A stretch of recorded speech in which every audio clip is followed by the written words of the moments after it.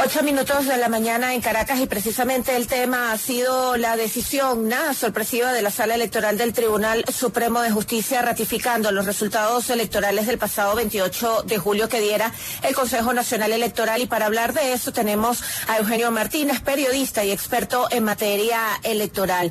Muy buenos días, señor Martínez. Y la primera pregunta que quisiera hacerle es esta sentencia que señala, que leyó ayer la magistrada Carislia Rodríguez, donde señala que los resultados que ellos pudieron, a los que ellos pudieron hacerle peritaje, coincidían con los resultados arrojados por las máquinas de votación del 28 de julio y por las actas entregadas por el Consejo Nacional Electoral.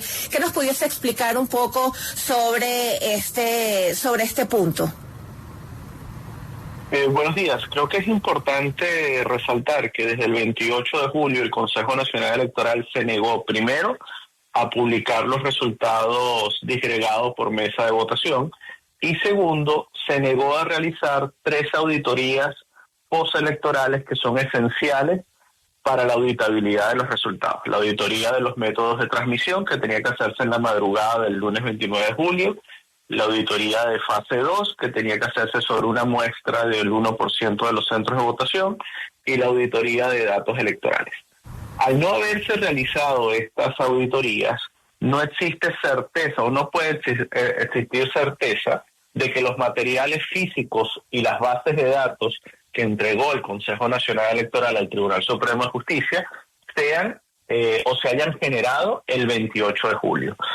Para hacer el peritaje que pretendía realizar el Tribunal Supremo de Justicia, primero había que hacer una auditoría forense de tanto material físico como de bases de datos para determinar si el material que estaba consignando el Consejo Nacional Electoral se generó el día de la elección o se generó en los días posteriores a la elección. En todo caso, el Tribunal Supremo de Justicia lo que hizo fue simplemente cotejar, según las palabras de la magistrada, unas actas contra unas bitácoras o resultados de transmisión que solamente los magistrados y algunos observadores internacionales, observadores entre comillas, invitados por el Tribunal Supremo de Justicia, pudieron acceder en las últimas 2 semanas. Don Eugenio, todo lo que usted nos explica es lo que coinciden los expertos en derecho electoral en Venezuela, en el exterior, en la Comisión Interamericana de Derechos Humanos, en la OEA,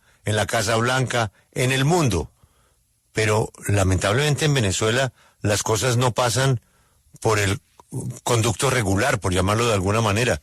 Aquí pasan, como usted nos está explicando, de una forma que decidió el Tribunal Supremo de Justicia y que ha reconocido que las elecciones las ganó Nicolás Maduro y no importa lo que usted y el resto del mundo piensen. La pregunta es, ante un hecho consumado como el que vimos ayer, es que ya se verificó por parte del máximo Tribunal de Justicia que el señor Maduro ganó las elecciones. ¿Qué sigue ahora? Bueno, lo primero, resaltar, sobre todo para la audiencia que no lleva al día el tema de Venezuela, que en los últimos 20 años solo el 2% de las sentencias que ha tenido el Tribunal Supremo de Justicia han sido en contra del Estado o del gobierno venezolano. De hecho, la última vez que la Sala Electoral falló a favor de la oposición venezolana o de un candidato que no fuese del Partido Socialista Unido de Venezuela fue en el año 2008. Ahora bien, la sentencia del día de ayer que persigue darle legitimidad a la proclamación de Nicolás Maduro el 29 de julio, solamente le sirve en sentido estricto al gobierno de México. El gobierno de México fue el único que de este lado del mundo, el mundo occidental, de las democracias occidentales, dijo que había que acudir y confiar en la vía judicial, en la vía del Tribunal Supremo de Justicia. Ningún otro país se ha pronunciado en esa materia. De hecho, el alto representante de la Unión Europea ha dicho que mientras no se puedan verificar las actas, no se va a reconocer el resultado. La sentencia del día de ayer, aunque puede ser cosa juzgada, como lo ha dicho Nicolás Maduro en Venezuela, no le funciona a nadie, solamente a México, pero no le funciona a nadie para resolver la crisis política y de gobernabilidad en la que va a entrar el país a partir de enero del año 2025, cuando debe comenzar el próximo periodo presidencial. Usted nos habla de 3 auditorías que no se hicieron. Esas auditorías se podrían haber realizado, bueno, además usted nos da unos tiempos o unas ventanas horarias en las que se tendrían que haber hecho. Esas se podrían haber realizado a pesar del supuesto fallo informático o hackeo que argumentó el gobierno de Maduro y el Consejo Nacional Electoral ocurrió en esa noche de la elección y que habría afectado los sistemas informáticos. ¿Eso a pesar de un supuesto hackeo se podría haber hecho? Bueno, lo primero, después de 26 días de la elección, creo que hay que seguir insistiendo en que el gobierno venezolano ha cambiado 3 veces su versión sobre el supuesto hackeo o sobre el supuesto intento de hackeo. Ahora bien, para quienes no llevan el tema Venezuela al día a día, las máquinas de votación que se usan en Venezuela transmiten por líneas privadas, telefónicas privadas encriptadas por las 2 empresas de telefonía del Estado venezolano y por la autoridad electoral. Hackear una línea telefónica encriptada no es posible, es una línea por cada máquina, son 30.000 máquinas. El argumento del Consejo Nacional Electoral mutó de que se había hackeado las líneas de transmisión a que se hackeó la página web. La página web del Consejo Nacional Electoral no tiene nada que ver ni con el sistema de escrutinio, ni de transmisión, ni de totalización. La página web lo que es un divulgador, por decirlo de una manera muy sencilla, de los resultados que totaliza el Consejo Nacional Electoral a través de sus 2 salas de totalización. La tesis del hackeo o del intento de hackeo a la transmisión o a la totalización de resultados no tiene ningún tipo de asidero, y si efectivamente hubiese ocurrido algún tipo de hackeo a la sala de totalización del CNE o a los medios de transmisión, los primeros responsables son el Consejo Nacional Electoral y las 2 empresas de telecomunicaciones del Estado venezolano, y en ese caso la auditoría de telecomunicaciones que tenía que hacerse en la madrugada del lunes 29 de julio hubiese sido esencial para determinar el alcance o la magnitud del hackeo o del intento de hackeo. El CNE se negó a hacer esa auditoría, así que sinceramente al día de hoy no se ha presentado ni una sola evidencia de lo que el gobierno venezolano ha dicho que se intentó hackear durante el día domingo 28 de julio. Insisto, la transmisión de resultados en Venezuela es por líneas privadas encriptadas, no es vía web, no es vía internet.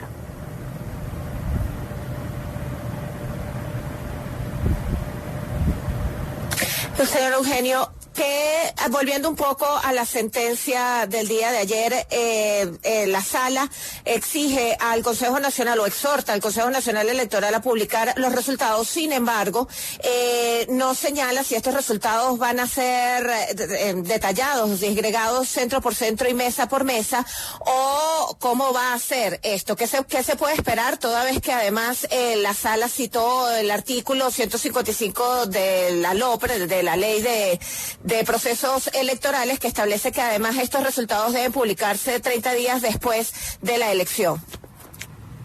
A ver, yo creo que hay unos temas que tienen que aclararse. Efectivamente, la ley electoral dice que el Consejo Nacional Electoral tiene que publicar en Gaceta Electoral. Primero, el CNE en Venezuela tiene rango de poder del Estado. Está a la par del legislativo, del ejecutivo y judicial. Eso es algo que prácticamente ningún país del mundo tiene. Así que el Consejo Nacional Electoral tiene su propia publicación oficial. Lo que dice la ley es que 30 días después de la proclamación tienen que oficializarse los resultados en la Gaceta Electoral. Históricamente el Consejo Nacional Electoral lo que ha hecho es, para elecciones presidenciales, oficializar en esta publicación oficial el boletín general de resultados, que fue el que ya leyó Elvis Amoroso, el presidente del CNE, en la madrugada del lunes 29 de julio, y adicionalmente publicar los resultados por estado, solamente por estado, como una publicación formal, oficial, del resultado que ya se utilizó para proclamar a el que haya vencido en la elección presidencial.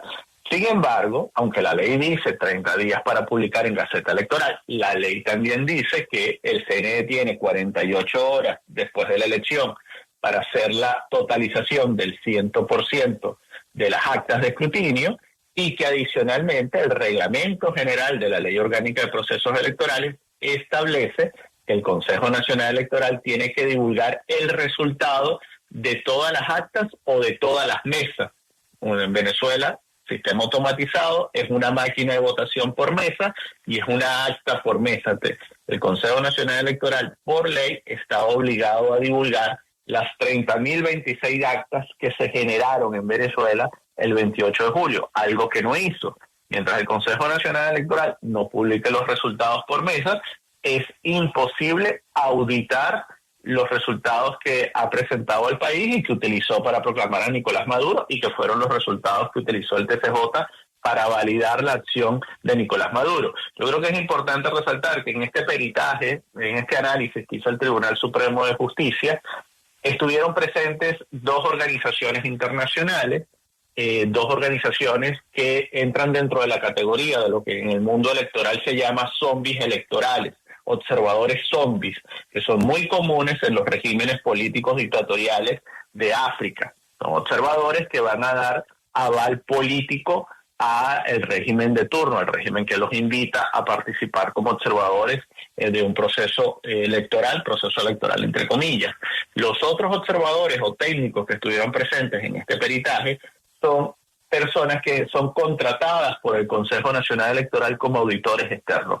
En esencia, no hubo nadie diferente a quienes han dado apoyo político desde el punto de vista electoral internacional al CNE o quienes han trabajado con el Consejo Nacional Electoral durante esta actividad de análisis o peritaje que realizó el Tribunal Supremo de Justicia. Insisto, para salir de los tecnicismos, la decisión del Tribunal Supremo de Justicia solamente le sirve al gobierno saliente y al gobierno entrante de México, que han hecho mucho énfasis en que la diatriba sobre la elección presidencial tenía que resolverse a través del Tribunal Supremo de Justicia. No le sirve a nadie más, ni a los gobiernos de Colombia, ni a los gobiernos de Brasil, mucho menos a los venezolanos y tampoco a la comunidad internacional, especialmente a las democracias occidentales, para tratar de resolver cualquier duda que exista sobre la elección presidencial del 28 de julio.